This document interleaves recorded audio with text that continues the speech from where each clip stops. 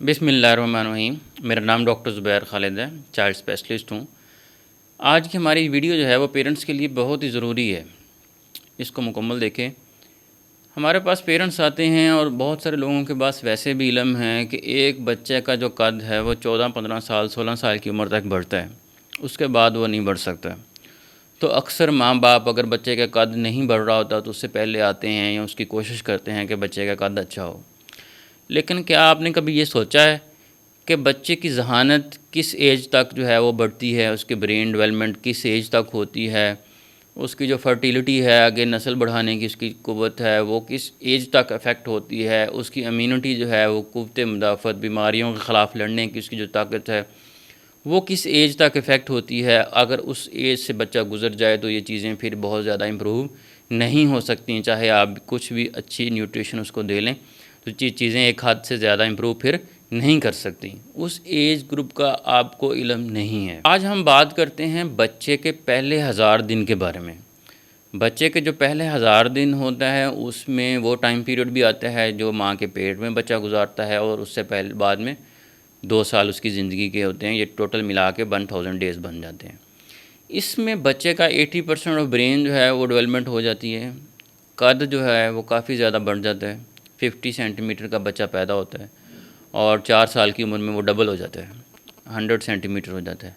Wait की बात कर लें तो 2.5 केजी 3 केजी का बच्चा पैदा होता है और पहले ही साल में वो 10 किलो तक बढ़ जाता है, 7.5 केजी आलमोस्ट उसका वज़न बढ़ जाता है।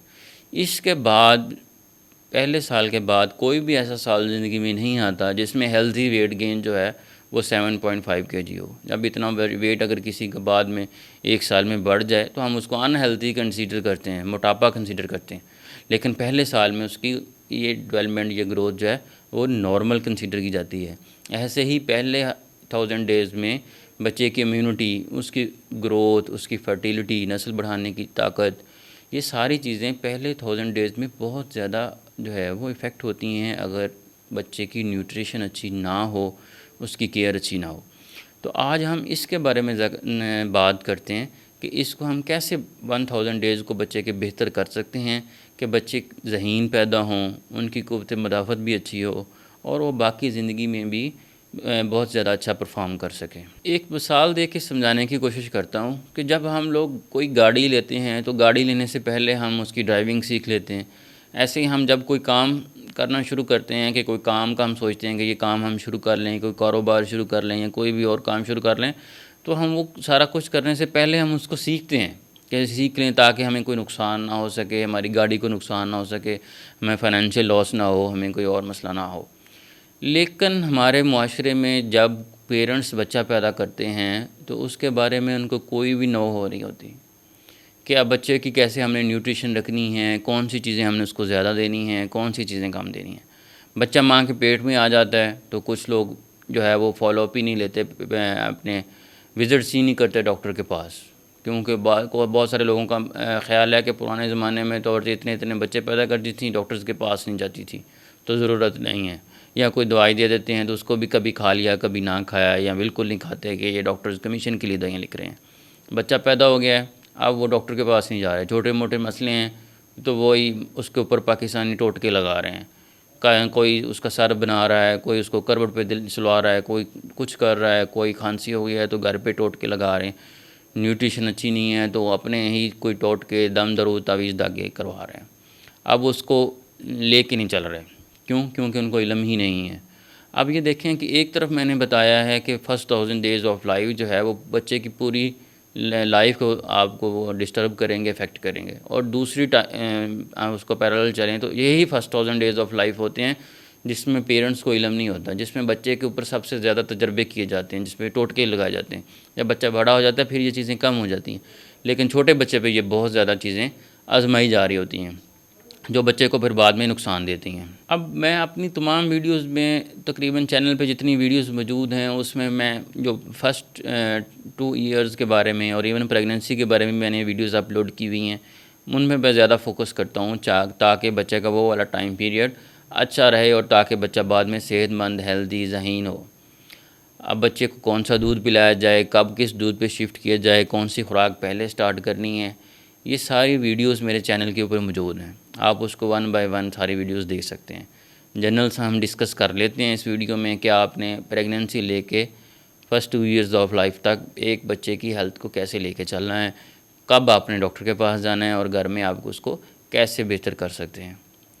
اب ماں کو حمل ٹھہر گیا ہے، سب سے پہلے ماں فولک ایسڈ کی دوائیاں استعمال کرے گی، آئرن کے سپلیمنٹس لے گی، کیلشیم کے سپلیمنٹس لے گی، خوراک میں پروٹین والی چیزیں اور ڈرائی فروٹس کا استعمال کرے گی، اور چائے کا استعمال کم کرے گی، اور کولڈ ڈرنکس وغیرہ ان چیزوں سے پرہیز کرے گی۔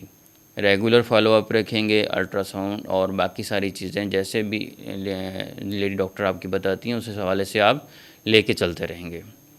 بچہ پیدا ہو جاتا ہے تو فوراً سے اس کو یہاں تو او ٹی میں ہی، آپریشن تھیٹر میں ہی، ایسا اگر سی سیکشن سے پیدا ہوا ہے تو آپریشن تھیٹر میں یا ڈلیوری روم میں ہی چائلڈ اسپیشلسٹ کا اس کو دیکھنا ضروری ہے۔ اگر ادھر بچے کو چائلڈ اسپیشلسٹ نے نہیں دیکھا تو فوراً کسی چائلڈ اسپیشلسٹ کو دکھائیں، اس کے فرسٹ 6 منتھس کے بارے میں جو ہے وہ کیسے اس کو آپ نے لے کے چلنا ہے اس کے بارے میں اپنے چائلڈ اسپیشلسٹ سے ڈسکس کریں۔ میں جو جو میرے کلینک پہ بچے آتے ہیں ان کے پیرنٹس کو کیسے کونسل کرتا ہوں، ان میں چیزیں بتاتا ہوں کہ 6 مہینے تک آپ کے بچے کو کوئی بھی عرق، شہد، گٹی، گرائی واٹر، نون ہال، وگورین، سادہ پانی بھی نہیں ہے، بہت ضروری ہے۔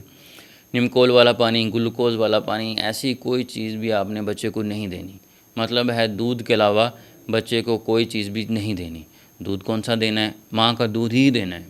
اگر کسی وجہ سے ماں کا دودھ نہیں دے سکتے تو ڈبے والا دودھ لکھوائیں اپنے ڈاکٹر صاحب سے، اور ڈبے والا دودھ آپ اپنے بچے کو ڈاکٹر کے بتائے گئے طریقے سے پلائیں۔ گائے، بھینس، بکری کا دودھ آپ 1 سال سے بعد پلا سکتے ہیں۔ اس کے علاوہ میں اپنے جو بچے ہیں ان کو بتاتا ہوں پیرنٹس کو کہ اس بچے کی جو ناف ہے اس کے اوپر کوئی روئی سے سپڑ لگانا ہے صبح شام، کوئی توے کی سوا، چولہے کی سوا، گھی، ساڑ کے سرما اور ایسی کوئی بھی چیز آپ نے بچے کے اوپر نہیں لگانی۔ 6 منتھس تک بچے کی صرف یہ کیئر ہے۔ 6 منتھس کے اوپر آپ بچے کو جو ہے وہ نیوٹریشن سٹارٹ کریں گے، ویننگ سٹارٹ کریں گے۔ اس کے اوپر 2 میری کوئی کمپلیٹ ویڈیوز موجود ہیں کہ آپ نے پہلی ڈائٹ کون سی دینی ہے، دوسری ڈائٹ کون سی دینی ہے، کتنی مقدار میں دینی ہے، کتنے وقفے سے دینی ہے، اور دودھ کو آپ نے کیسے کم کرتے جانا ہے۔ 1 سال کی عمر تک یہ چیزیں چلتی رہیں گی کہ ہر آنے والے دن میں اس کی جو خوراک ہے وہ بڑھتی جائے گی اور آہستہ آہستہ دودھ اس کا کم ہوتا جائے گا۔ 2 سال کی عمر تک اس کا آپ نے دودھ پلانا ہے فیڈر کے ساتھ، پھر فیڈر آپ نے بند کر دینا ہے۔ 1 سال کی عمر کے بعد آپ نے بچے کی نیوٹریشن بڑھا لینی ہے۔ ایک بات میں بتا دوں، جیسے 2005-06 میں ہم ٹی وی پہ دیکھا کرتے تھے کہ اکثر جو بچے تھے ٹی وی پہ دکھاتے ہوتے تھے ایتھیوپیا کے اور اندرون سندھ کے بچے ہوتے تھے کہ بہت کمزور بچے ہیں، بالکل جو ہے وہ ہڈیاں نکلی ہوئی ہیں، چیسٹ کی ہڈیاں بھی اس کی نظر آ رہی ہیں اور سوکڑے کا شکار ہیں، اور اس کی خبریں آتی ہوتی تھیں کہ بچے غذائی قلت کا شکار ہے۔ وہ 3rd گریڈ مال نیوٹریشن ہوتی ہے جو اس طریقے سے پریزنٹ کرتی ہے۔ لیکن اچھے بھلے جو ہے وہ فیملیز کے بچے جو ہوتے ہیں جن کے گھر میں کوئی بھی غذائی قلت کا ایسا کوئی مسئلہ نہیں ہوتا، وہ بھی 1st ڈگری اور 2nd ڈگری مال نیوٹریشن کا شکار ہوئے ہوتے ہیں۔ ان کا ویٹ، ان کی ہائٹ اور اپنے ایج کے حساب سے ہائٹ اور ویٹ جو ہے بہت کم ہو چکے ہوتے ہیں۔ 1st اینڈ 2nd ڈگری جو ہے وہ مال نیوٹریشن کا شکار ہوتے ہیں اور پیرنٹس اس سے لا علم ہوتے ہیں۔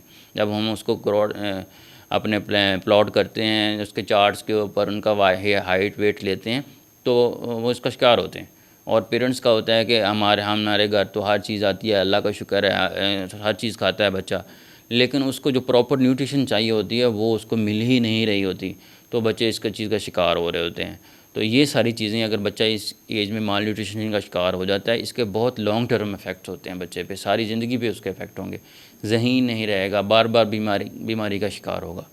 تو اس لیے اس ویڈیو کو بھی غور سے دیکھیں، اور اس کے علاوہ میری جو ویڈیوز ہیں پہلے 2 سال کے میں دودھ پلانے پہ، اس کی جنرل کیئر پہ، اگر خون کی کمی ہے اس کے اوپر، اور نیوٹریشن کون سی دینی ہے اس کے اوپر بھی موجود ہیں، تو وہ لازمی آپ دیکھیں۔